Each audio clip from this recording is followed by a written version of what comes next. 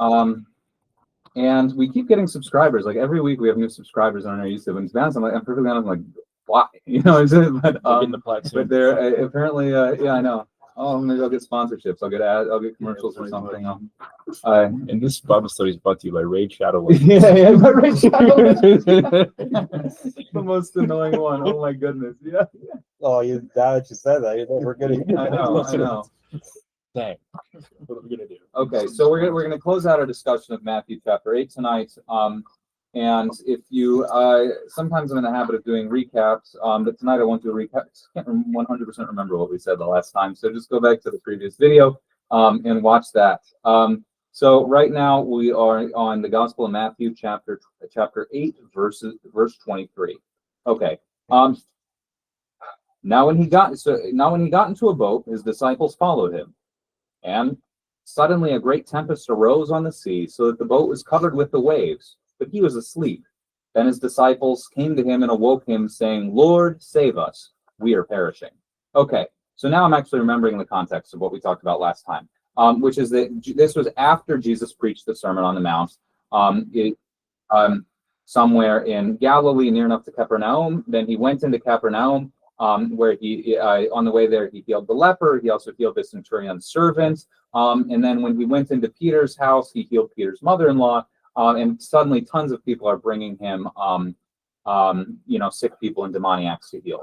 So Jesus Christ is, he's amassing a crowd around himself. And where we just got to last time was the point where Jesus dismissed the crowds that were following him and just took his disciples into a boat to go over to the other side of the Sea of Galilee, to go to the other or Lake of Galilee, whatever you want to call it. It is a lake. It's not a sea, strictly speaking. It's not humongous if you see it on a map. So Jesus has just now departed from the great mass of the people following him and just took his disciples with him in the boat. So this is important to remember for the context of what we're about to read, because what this means is that what we're about to see happen is something that was not visible to the crowds as a whole. What we're seeing happen, what's about to take place, is just happening with Jesus and his intimate disciples. And this is kind of continuing, I think, a theme that I talked about a little before, but that different people have different levels of closeness to God. And because of their different levels of closeness to God, they have a different level of access to God. You know, I said how strange it is that we live in a world where some people, like the saints, live in intimate contact with God. They see God, he acts in their life. And on the other end of the spectrum, living in this exact same world, in the exact same country, maybe even in the exact same city, you have people who say that there's no God at all. How can this be? You know, if God is everywhere, filling all in all. And I think that this is answered sort of by the Gospels to say that different people have different levels of access to God based on how close or far they are from him and based on his will for them. And I think this is definitely true of the disciples.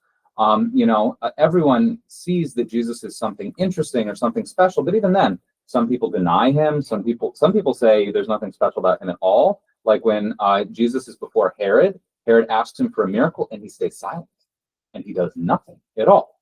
Other people see miracles and they write them off, say there's some kind of charlatanism, or that he does. Other people admit that they're real miracles, but they're done by the power of the devil. Other people admit that they're real miracles, but they don't understand Jesus's identity. They think he's a prophet, or they think he's John the Baptist back from the dead. So there's this, even in the life of Jesus Christ. I think, again, this is a lesson that we can expand more generally to the relationship of God to the world. There are different levels of access and different levels of ability to even understand what's right in front of your nose. But even what's right in front of your nose changes. Some people get to see things. Some people, like the disciples, get to see things that the others simply do not. Okay, so now when Jesus, so his disciples have separated themselves from the crowd, and that signals that they have a position of unique intimacy with him. And this is in a positive and a negative way. So what the fathers, in commenting on this passage, say is Jesus deliberately is doing what he's about to do just with the disciples. He is training them. He is preparing for them. So he is as God, he knows everything. He knows that there's going to be a storm on the sea. He knows that they're going to be threatened terribly, and he wants to use that as an opportunity to teach the disciples. So not only so a great tempest arose on the sea, so that the boat was covered with the waves, and he was asleep. Then the disciples came to him and awoke him, saying, "Lord, save us, we're perishing." Hey, Esther.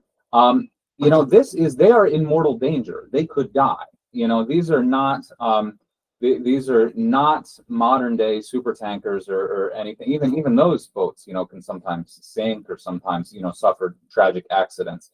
This is, imagine the technology of 2,000 years ago in the middle of a storm. This is rough. Like, this is not. They're not just panicking for no reason. They're in mortal danger, or at least so it seems. And so what we were just saying is true, that the closest disciples have an extra level of intimacy and access to God, but also the closest disciples have to suffer things that the main crowd does not have to suffer. So being Jesus' disciple brings you closer to him, but it also means you have to endure things that the hoi polloi don't have to endure. And I think this is something you see in the lives of the saints over and over again, that they deal with these kinds of temptations that are unimaginable. Saint Joseph the Hesychast, writing to one of his disciples, said, "If they did to you what they did to me, you would commit murder." He's not saying that because he's proud or anything. But just stating the fact, he has to. He as a really advanced spiritual struggler has to deal with some serious crap. So so it's a double-edged sword. The disciples see miracles, they see acts of God, and they have an intimacy with God that others don't. And at the same time, they have to endure more. But Jesus is teaching them a lesson through their endurance. It's not just he makes them suffer because he likes to make them suffer, or because you have to have a certain amount of suffering to balance out the amount of good. It's just because he's training them, he's preparing them, because they're going to have to endure his crucifixion, and it's going to scatter them, and they're going to need to be able to hold on, at least in some small way. So the boat was covered in waves. It was mortal danger, as we said. Jesus was asleep in the boat. Does anyone want to say who else in the Bible was asleep in a boat? Is it Jonah? Jonah, yeah. So this is a typological connection. And again, these things are subtle. These things are subtle, but it's the only person in the entire Bible that I'm aware of who slept in a boat. Maybe at some point it happens in Acts of the Apostles when he's traveling around. But it's very significant to the story. Jonah, and it's not just he fell asleep in a boat, but he fell asleep in a boat while it's getting tossed and turned by waves. And you remember, if you've read the book of Jonah, which if you've ever been in the church on Holy Saturday, you read the entire book of Jonah. So you should have. So it's short. It's extremely short. You can read it in an hour. Let's say 30 minutes. But anyway, Jonah is in the boat, and the whole reason it's being rocked by the waves is because he refused to follow his prophetic mission from God and was running away from Nineveh, where he was being called to preach. And the people are all on deck, freaking out, and they're all calling on their own gods to see if maybe one of their gods will save them. And so they go below deck and find Jonah and say, "Hey, wake up! We're about to die." So it's very analogous to this. What is the relationship between Christ and Jonah? Well, as we said, the Bible it completely interpenetrates. It's completely interpenetrated with these themes and motifs. We call them types, type and antitype. So what is a type? It's what is typeface? Originally, typeface is those little metal letters that you use to make an imprint on something else. So the type is the thing that makes the imprint, and the antitype is the print it makes. So imagine if you have a little stamp. I used to have a stamp, and that was my prop. No, I still have it. I can go look for it. Okay. I'm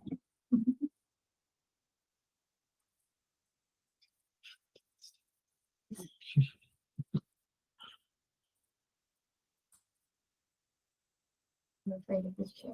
I'm put this up in. That was pretty funny. Oh, look at that. Oh, no. So, sorry. So you have the stamp, which is the type. You can look at it. You can see it. You can see, okay, it says Holy Trinity Greek Orthodox Church, but it's backwards and it's kind of shadowy. And then, so that's the type. Then you, oh shoot. So in reality, you're imagining you're doing this with a good stamp, which I'm not apparently. But at least, very least, you can see somewhat more clearly Holy Trinity Greek Orthodox Church. This is the antitype. So this is what's revealed once the imprint of the type has been made. And that's what we have all throughout the Bible, especially pointing to Jesus. So Jonah is a type of Jesus Christ. Jonah is an image of Jesus Christ, sort of lightly reflected, and then the full significance of who he is revealed in Christ. So what did Jonah do that was so analogous to Jesus Christ? Went into the belly of the whale for 3 days. Yeah. Like how Jesus went to. And was resurrected. Well, he wasn't resurrected, but he would have been and should have been dead in the whale. I think you were actually closer to the truth the first time you said that. I think Jonah died. If you read we're used to, like, at least if you're like me and you have like little Bible stories on your TV that you show to kids, like you see Jonah get swallowed by the whale and he's in there and he's got a little candle, and he's praying to God. I think if you actually read the text of Jonah, it strongly suggests that he dies inside the whale, because it says he goes down to Hades. Maybe that's physically the whale takes him, into the it's a metaphor for the fact that whale takes him way, way, way down deep. But it sounds like he dies and he gets regurgitated back alive. So he's the only like prophet in the Old Testament who kind of resurrects like that. So that is why Jonah is a type of Jesus Christ. He's a prophet. He in his very self is a prophecy of the coming of Jesus Christ. And it's interesting because all of these stories in the Old Testament, I've told you again and again, without Jesus, they're just quirky, interesting stories. Like, how about that funny guy Jonah? And that strange thing he did. I mean, there's more to it than that, really. But it really comes into full relief once Jesus Christ comes to say, "Oh wow, this was pointing to something much more significant that I hadn't even realized, hadn't even imagined." So anyway. So it's a typological connection between Christ and Jonah. I'm just putting that out because you see it again and again. Jesus clearly connects himself to Jonah, but there are also these little Easter eggs, if you want to use the term, sprinkled throughout the text. It's a silly term, but it is there.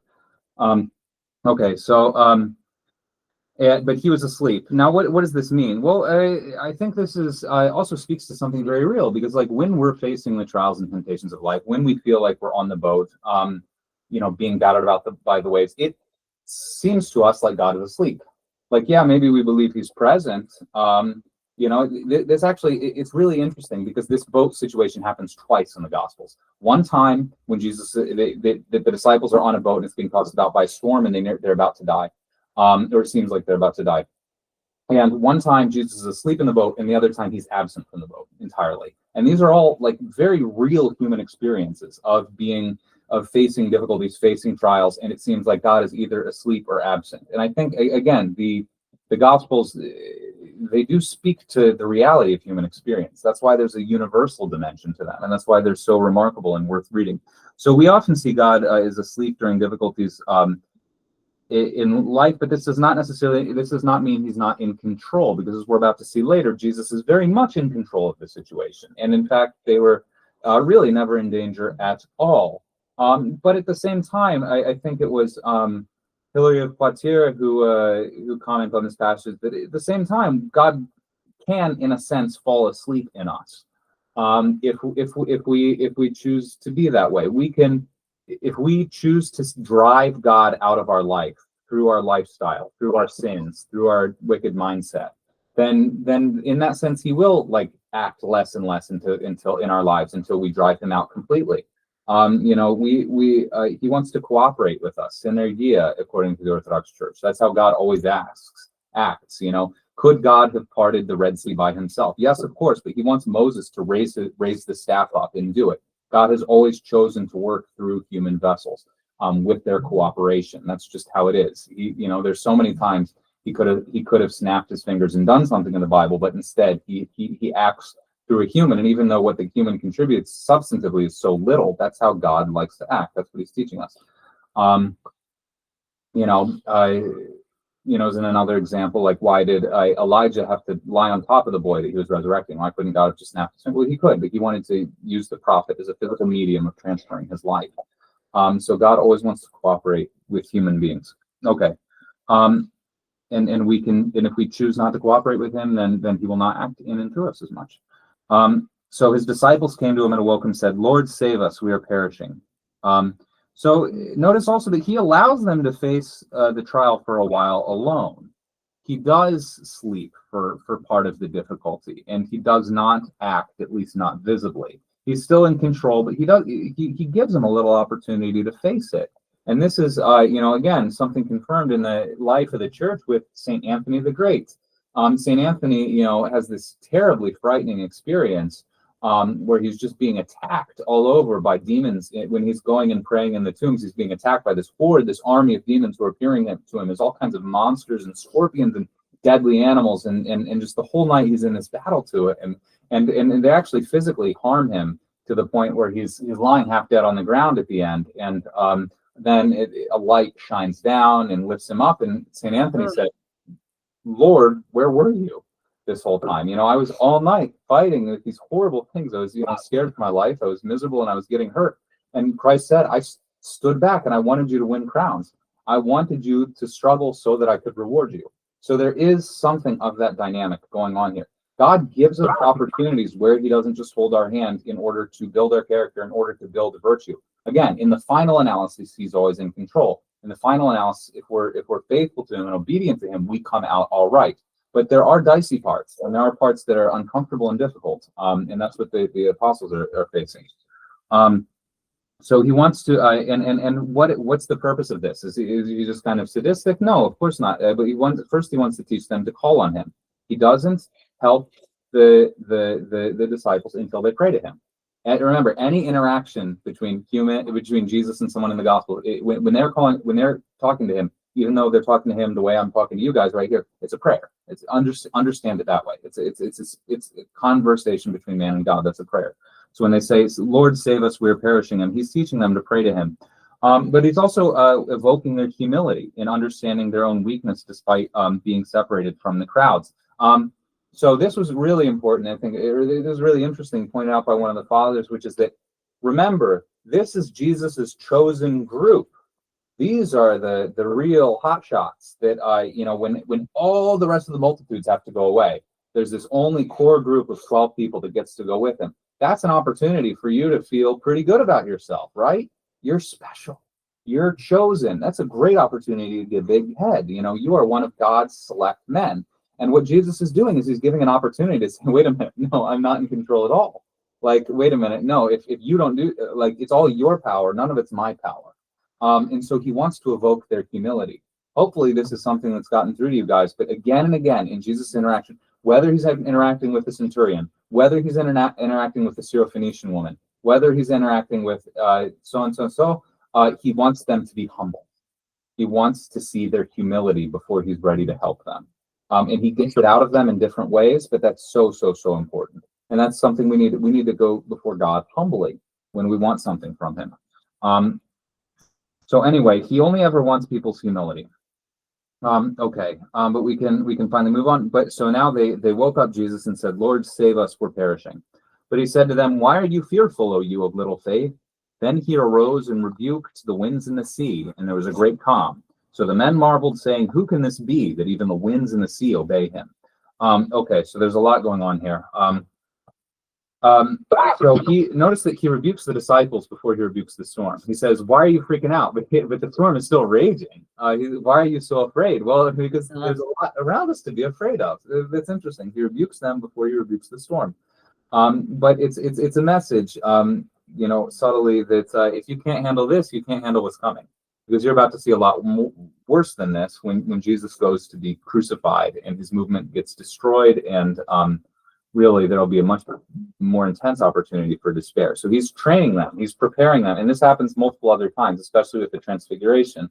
The gospel tells us explicitly when he reveals himself in his glory, it's to prepare them, because it's really, really earth-shattering to put your whole life. I mean, they left everything to follow Jesus, their whole life, their whole identity, their whole future, their whole means into this man, and then they see him get killed ignominiously. That's tough. That's tough. And so all of this is building up their courage. Notice, "Oh, you of little faith." They had faith, but little, like us, right? Like us, we believe in God.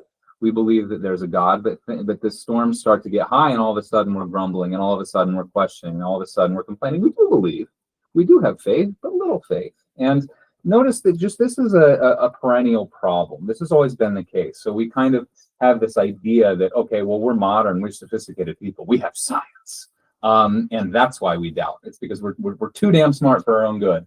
And what we're seeing is no, that's not it at all. It has to, our ability to have faith or not has much more to do with our character than the information available to us. So they had faith, like they had weak faith. Most people, most of the time, have had weak faith. It's hard to trust in God who you do not see. It's hard to trust in God when your heart is so attached to the world. Only the rare people throughout history develop that perfect faith in God that can move mountains. So their fear is a combination of weakness of mind and lack of understanding of who God is. So faith does require certain information. It is, you need to be able to know certain things or believe certain things before you can come to faith, but it's also just a weakness of character. And notice he also rebukes them privately. He doesn't humiliate them in front of the crowds, but he does want them to get the message that you're not as high and mighty as you might think of yourself. Just because you're my core people doesn't mean you're all that necessarily. Your power comes from me. So then he arose and rebuked the winds and the sea, and there was great calm. So I confirmed this with ChatGPT, no judgment, but I confirmed the fact, which I already knew, but I confirmed the fact that no prophet in the Old Testament ever calmed a storm. They've done a lot of miracles, and a lot of miracles that Jesus did, like they did healings. Elijah and Elisha even raised the dead, but no one calmed a storm. And this is in some ways even more pointing to Jesus's divinity than his miracles, like raising the dead. And I have the receipts right here. So go to Psalm 106 and the Septuagint 107 in the Masoretic text, verse 23 in the Septuagint. I don't know if it's a different verse in the Masoretic text. Remember, most English language Bibles are going to be Masoretic, so it'll be Psalm 107 for you. But if you have an Orthodox study Bible, it's going to be Psalm 106, verse 23, page 755, if you're using the same one as me. So this is, one of those songs that says, "Oh, give thanks to the Lord, for he is good, for his mercy endures forever." And it's praising the greatness and power of God.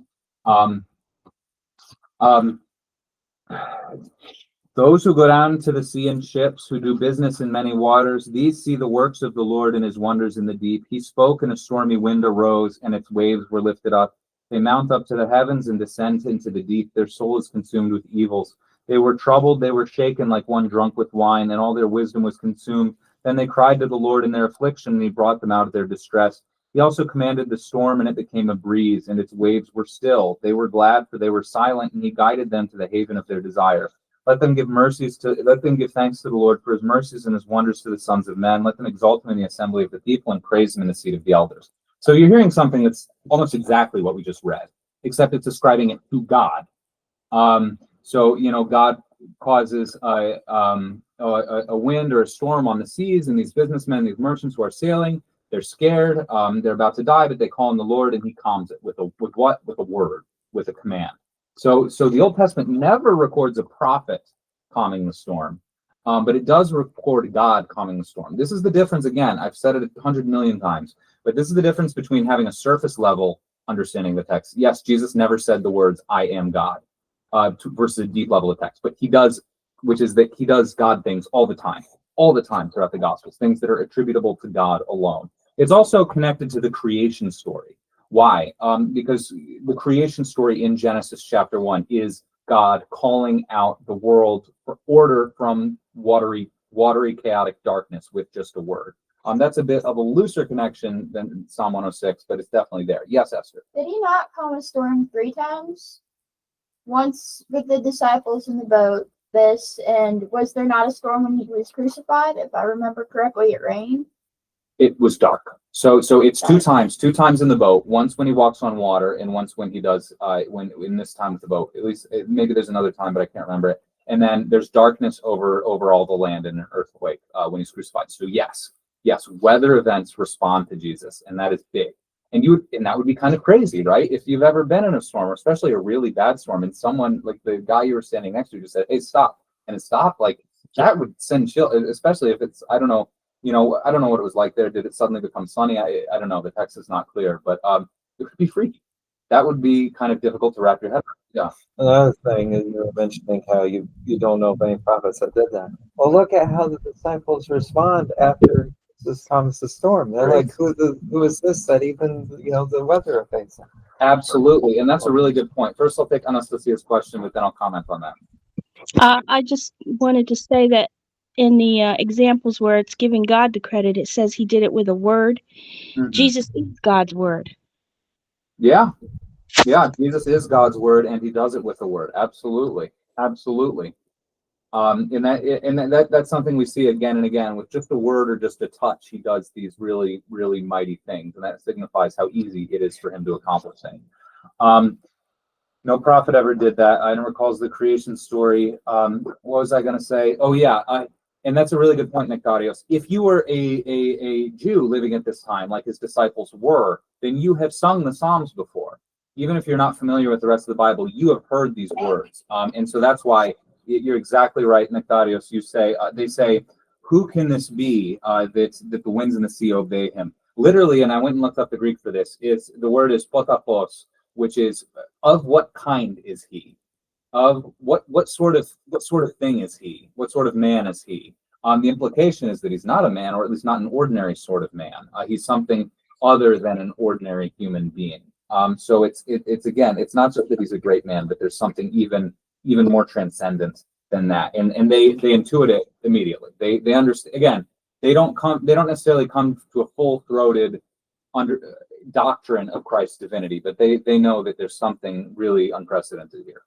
And notice that this means the church's doctrine flows from the experience of the apostles, not philosophy. I drill that into your heads. What the teaching of the Orthodox Church is rooted in what the apostles seen and heard. It's not something someone sat in his armchair and said, "Wouldn't it be interesting if there was this guy and he was God and man at the same time?" Woo, like it's not just like, "Ooh, this would be a neat idea." It's no, we saw him. He did God things and he did man things. That's what our doctrine is. It's just we're trying to stay true to what they experienced and not add anything from our own speculations. Yes. Some of that I say to people a little bit is like, if Jesus, if God really did not come into the flesh, became man, if God didn't become man, it would be obnoxious for me to say that God would ever do such a thing. Yeah, absolutely. Absolutely. Like, who could ever conceive that? And that's what Jesus was charged with. And that was the grounds for his execution, was that he made himself equal with God. And that was a blasphemy. And it would have been a blasphemy for anyone else. Very interesting. Any more questions about the sea and the storm and the calming so far? I have a general question here. Yeah, absolutely. We're saying that God acts through humans, certainly his disciples, okay?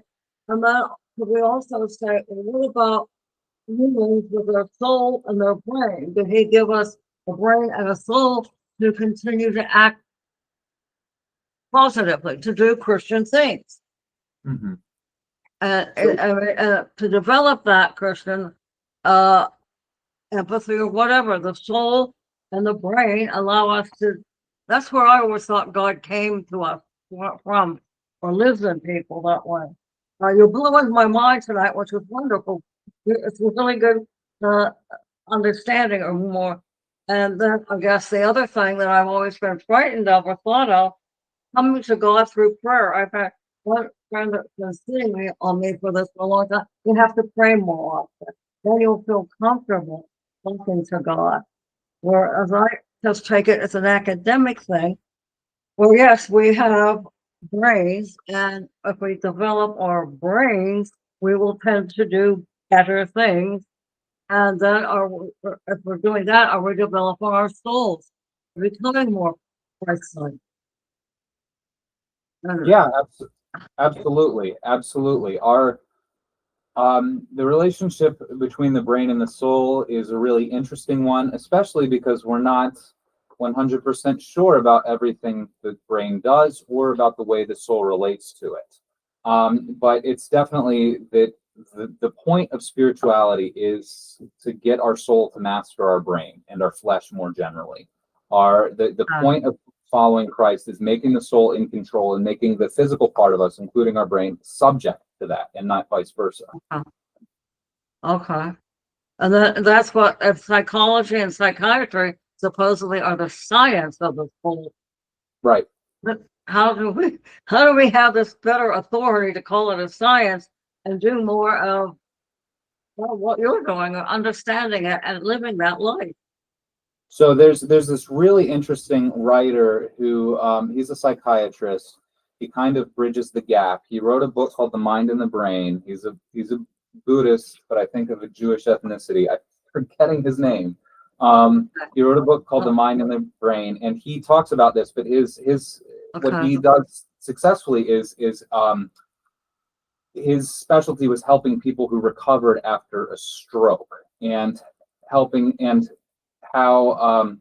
people with OCD. What was it? And it was using the mind to reprogram the brain, basically. Okay. He got people to be able to move their limbs by sheer force of will better than through any other techniques. And he saw this as a way in which the soul was actually changing the structure of the brain. But what is his name? I'm going to lose my mind. Okay. Well, where's the soul live then? Where is the soul in the body? Where do we? It's a really good question. It penetrates the entire body, right? So if you think of the soul as the part of what is the soul? Well, an important part of the soul is our subjectivity, right? So I am experiencing things right now. I am seeing through my eyes, I'm hearing with my ears, and that's happening and it's happening from a first person perspective, that's happening to me personally, and you have no access to it. You have no way to see through my eyes, and you have no way to hear through my ears, and you have no way to feel my feelings. And it's this sort of subjectivity is one dimension of the soul, right? Because physical things do not have subjectivity. You know, a carbon atom does not have thoughts or opinions. There's no what it's like to be a carbon atom. It doesn't have experiences of any kind. The thing of you that has experiences, that is the soul, or part of the soul, a dimension of the soul. Okay. So then it's sort of also to have experiences, but it's also what you attend to, you focus on. Yes, absolutely. You have those experiences. Okay. Yep. And your consciousness / your attention is your soul, or a big part of it. Yes. Okay. And so okay. The book is The Mind and the Brain by I'm going to look it up. Thank you so much. Dr. Jeffrey Schwartz. Google. Okay, Yes. Dr. Schwartz. Okay, thank you. That's one thing that science just misses such a big part of, because of the fact that we can only get data readings off of the material parts of existence. Is that until we can figure out how to make a soul, a Frankenstein experiment will never work. It just will not. And there's people trying right now. I know there's this company out in Texas. They have over 50 bodies in these chambers where they have them on this machine that constantly beats their hearts, and they have this fluid. They're never going to come back alive unless someone can figure out how to put a soul into that body. And for all we know, only God can do that. Right. There's a lot going on here, and it's a really interesting subject. But there's this scientist, Dr. Jeffrey Tor, I think it's Dr. James Tor. He talks about how you can't even do that with the simplest life forms. Like if you have a cell that undergoes apoptosis, I believe it's called, with programmed cell death, you can't. It's not within our powers to revive it now, even though all the parts are there. We don't know how to restart it once it's undergone that process. So we can't.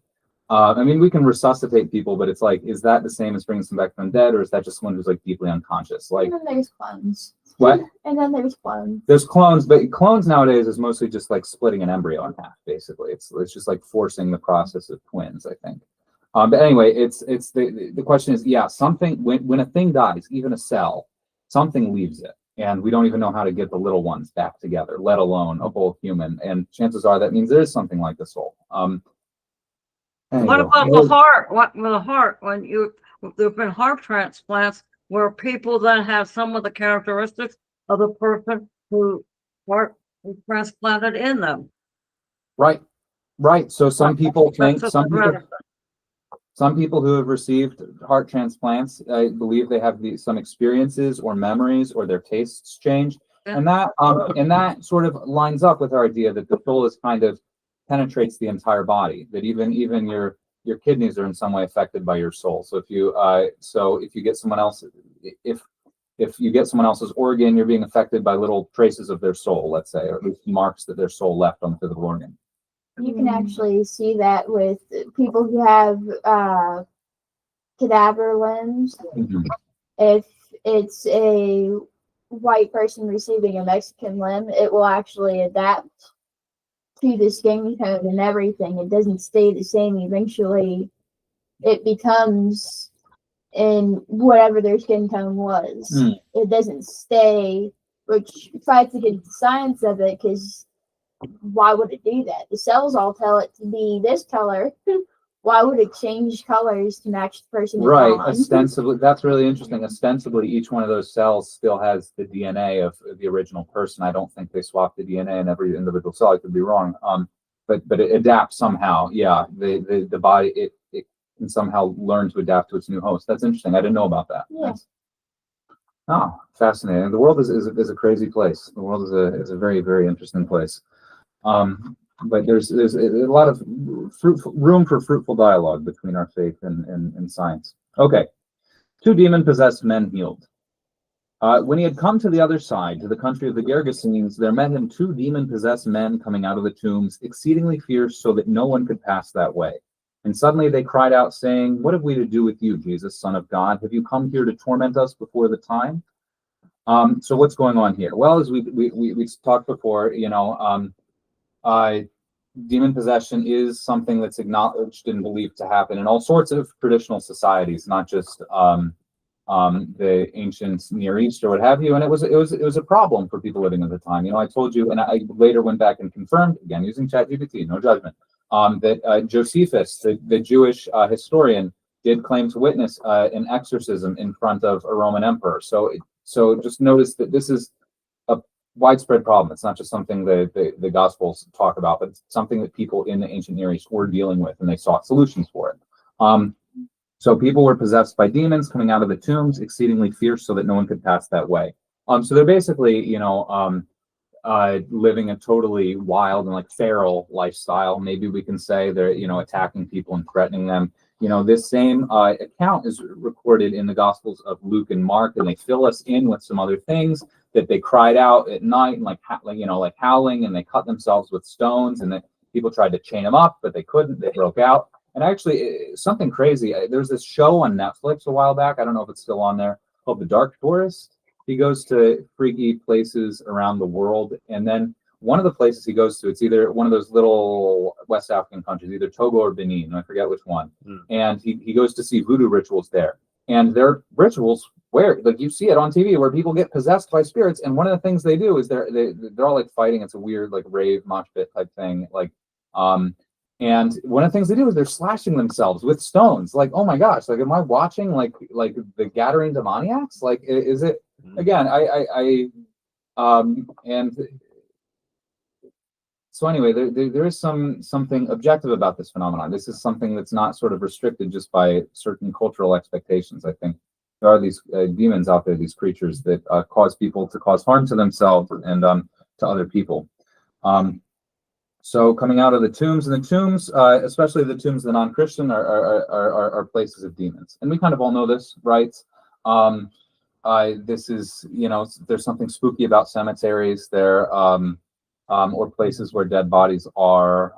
There's something that unsettles us about them. Of course, I even remember someone at this parish telling me that he used to work at a cemetery. He was doing something for a cemetery, a funeral home, and he told me one time they had an incident. I'll have to ask him again, but an incident where just a radio turned on by itself, and they were like, "Okay, we have to get out of here." Like, they were freaked out. But the spooky things happen. Suffice it to say that tombs are spooky places.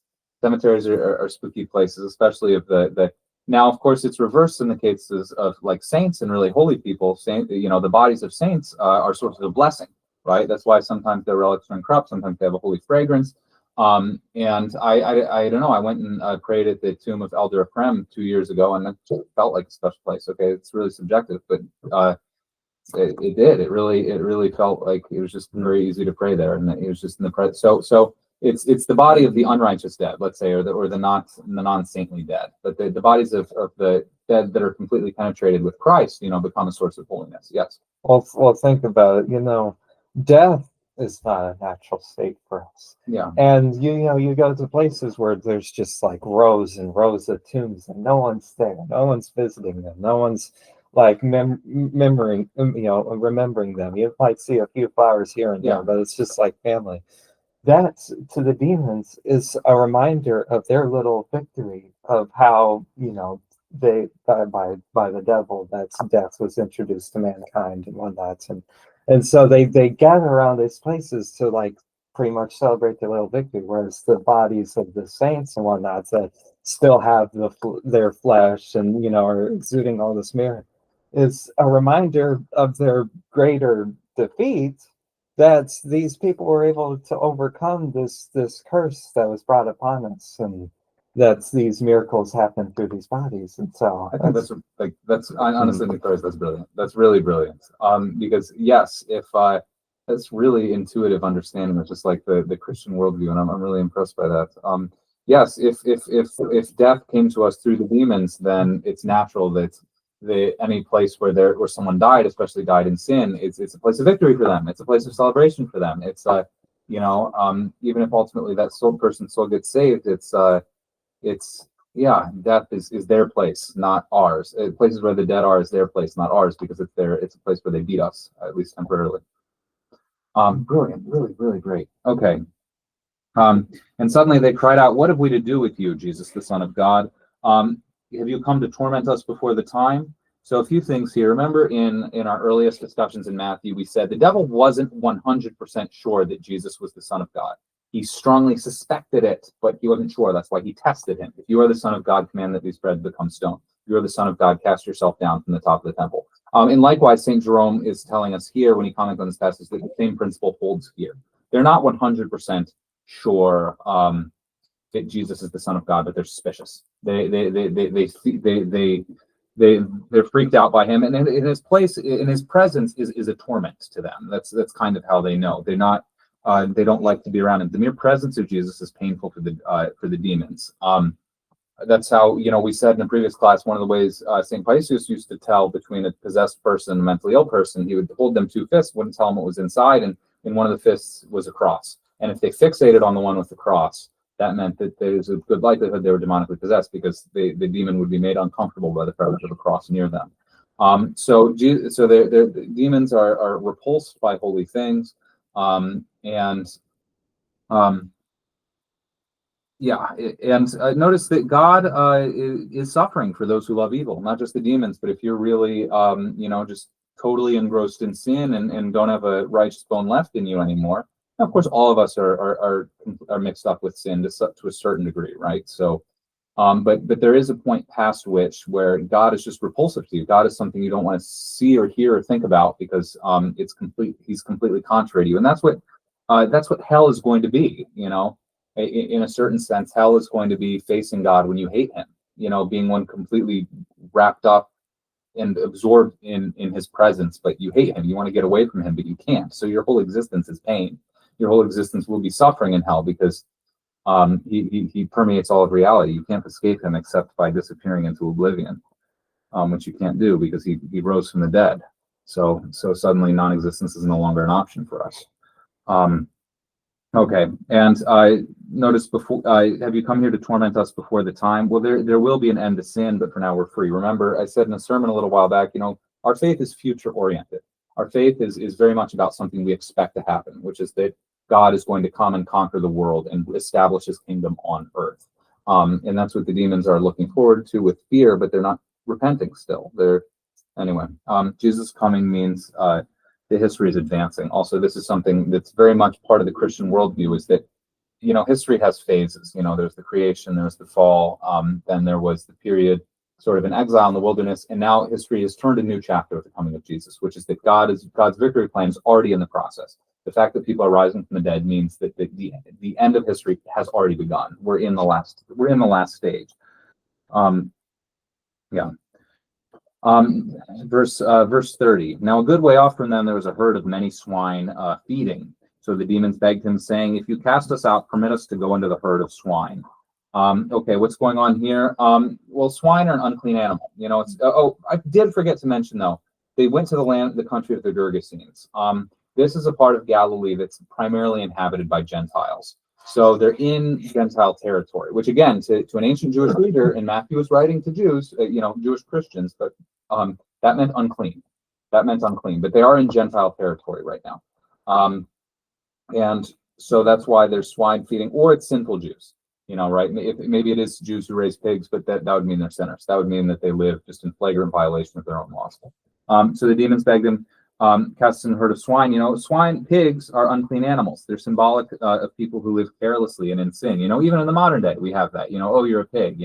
Whether you're a pig because you eat too much, or you're a pig, you can call someone who's perverted a pig. Like it's all someone we know kind of intuitively that a pig is someone who overindulges. A pig is someone who's really sensual. A pig is someone who lives for pleasure, whether it's eating or something else. And if you live, and what does this tell us? Well, they want to go to the pigs. If we have to leave these people, if we have to leave these demoniac, we want the pigs. So if you live like a pig, you're an appealing target for a demon. Okay, if you live like a pig, you are inviting that evil into your life.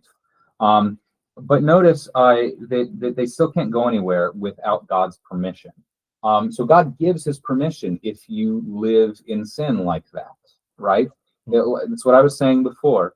If you just make yourself a pig by your actions, then will come a point when God will say, "Fine, you want to be with the demons, not with me, then be with them, then get them."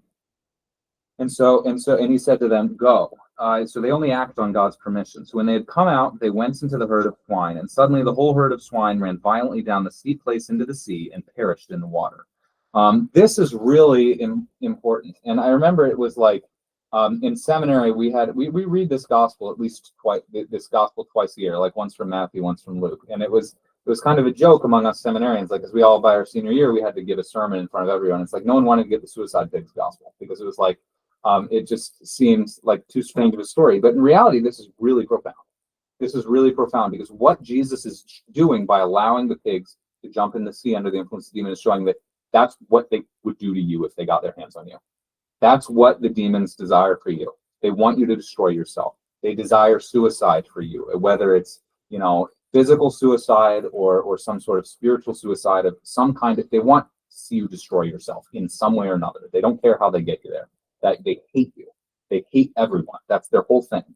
And it was really interesting because it reminded me of something. This is from, again, I think it was not the first time I've referenced the Exum Legitarium, but the Confession Manual of the Orthodox Church is really a profound source of wisdom because it synthesizes a lot of very ancient traditions of the church. Remember, I said that St. Nicodemus the Hagiorite, one of the really important thing that he did, was that when we finally got the printing press, like 300 years too late, he was the one who went around and distilled orthodoxy into something that could be printed on a printing press. He took all the wisdom from tons of different fathers, from tons of different monasteries around the ancient Mediterranean, from the 400s to the 1500s, and synthesized it into what's called the Philokalia, and basically condensed all of Orthodox spiritual life. So that's why he's really, again, we don't take exactly every single thing he says literally because we would die. Not that he's wrong, but just that his prescriptions are too intense for us. But he's really a go-to guy for like distilled, pure, high-octane orthodoxy. And so anyway, here's him writing about the nature of sin to the spiritual father, to the one who's going to hear confessions. Furthermore, spiritual father, you must know that the degrees of sin from the beginning until the end are 12. The first degree is when someone does good, but not in a proper manner, mixing the good with the bad. This occurs in 7 ways, as Basil the Great says, as regards the place, time, person, manner involved, or in a manner intemperate or disorderly or with improper dispositions. An example of a sin of the first degree is when someone performs an act of mercy or fasts or does some other good deed, so that they may be glorified by people. The second degree of sin is complete idleness in regard to the good. So the first degree of sin is to do good, but not do it in the right way. Second degree is just not to do good at all. The third degree is an assault of evil. What is that? That's when an evil thought pops in your head.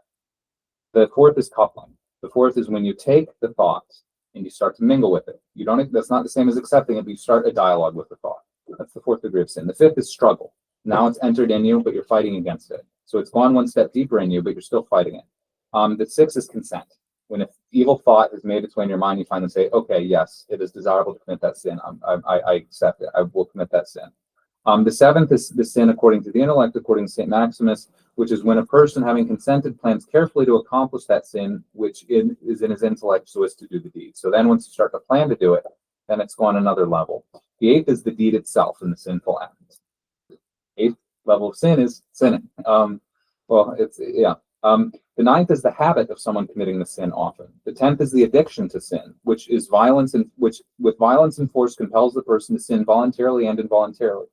The 11th is despair, that is hopelessness. The 12th is suicide, namely for a person to kill himself while having a sound intellect being conquered by despair. So then, spiritual father, you must try assiduously in every way to turn the sinner around to smaller degrees of sin and to prevent him from proceeding to the greater degrees ahead. And most of all, you must endeavor to sever him from despair, no matter in how great of a degree of sin he has found. So the distilled wisdom of the church is that all sin, again, this is not just what's coming out of St. Nicodemus's head, but this is what he synthesized from all the fathers, from all the different centuries, is that all sin that we do has as its final end our self-destruction in some manner or another. Every kind of evil we're led into, it's to destroy our lives so that eventually we take our own lives. All sin is a form of suicide. All sin is a form of cutting ourselves off from life. And so we need to steer. So that's what the demons want from us. That's what that's why they threw the pigs into the water, is because they just hate life. They want to extinguish it by any means possible. And if you live like a pig, you're going to have the fate of a pig. But God's mercy is such that it only happens if we let them. So the demons could do this to, if God took the protection away from us, we would all just kill ourselves tomorrow. But it's God's mercy that they only have power over us if we let them. I mean, that's a real crippling of their power. A real crippling of their power. They can't do anything else unless we invite them into our lives. Then verse 33, then those who kept them fled, and they went away into the city and told everything, including what had happened to the demon-possessed man. And behold, the whole city came out to meet Jesus, and when they saw him, they begged him to depart from their region. So the people who keep the pigs, instead of seeing this as a great and beautiful act of God, it's just like, no, please leave. You've destroyed. We make our money off these pigs, and you're clearly a dangerous person. We just need you to get out of here. And it's tragic, because they don't realize what a great mercy is happening to them. But what the fathers say, commenting on this, is really interesting, which is to say that the demons knew this would happen, and so that partially motivated the thing they did to the pigs. So note the demons are very calculating, and God is infinitely more calculating. But there's always they wanted to engineer a situation where it would be not possible for these people to receive Christ, and they successfully did that. So they're always looking for ways that you don't even realize that people are being cut off from Christ, and you're being cut off from Christ in ways you don't even necessarily fully realize, because they're playing 4D chess, as it were. But notice also that both sin and righteousness have big ripple effects.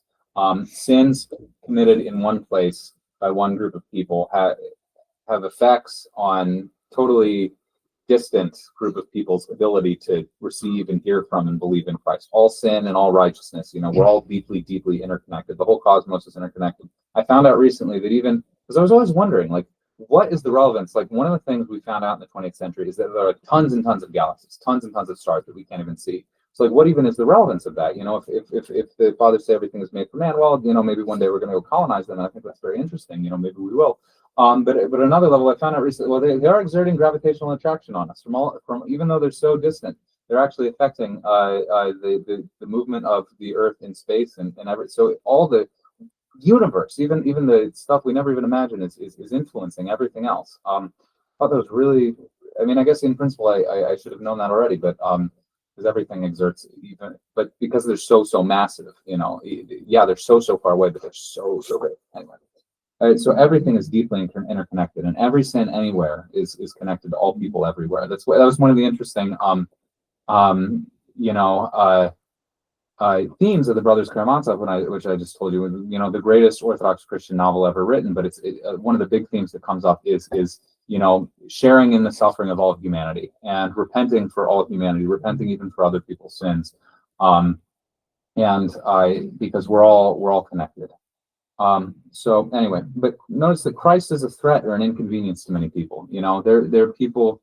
We sometimes, you know, many of us, you know, we're so zealous in our faith, and it's a really good thing. We want to share the gospel with people. We want people to believe and to become Orthodox, and because it's so good for us. You know, there are people out there who don't believe because of ignorance. There are people out there who don't believe because it's not been presented to them the right way. And there is a non-zero number of people out there for whom it would be unpleasant to believe. It's not palatable. They don't want God because that would mean that would be a barrier between the things they do want. So that's an unfortunate truth about reality, but that's just simply how it is. Some people will never believe in this life because they see it as a hindrance. They see it as something negative. Well, that'll just be that. And some of them were born and raised as Orthodox Christians. It's unfortunate. And you just pray for them and you love them and you do whatever you can for them. But it is the truth of the world we live in. But engaging in swinish behavior will make you unable to receive Christ when he shows up in your life. So that's another one. That's, you know, these people, without even knowing it, were blocking themselves off from Christ because they chose to engage in the unclean business of swine ownership. Okay. Any questions before I end the recording? And then I'll still hang out for a little bit. Lord, now let your servant depart in peace according to your word. For my eyes have seen your salvation, which you have prepared in the presence of all people, a light of revelation of the Gentiles and glory for your people Israel. Amen. Okay, God bless you guys. Thank you for everything. Thank you. Thank you.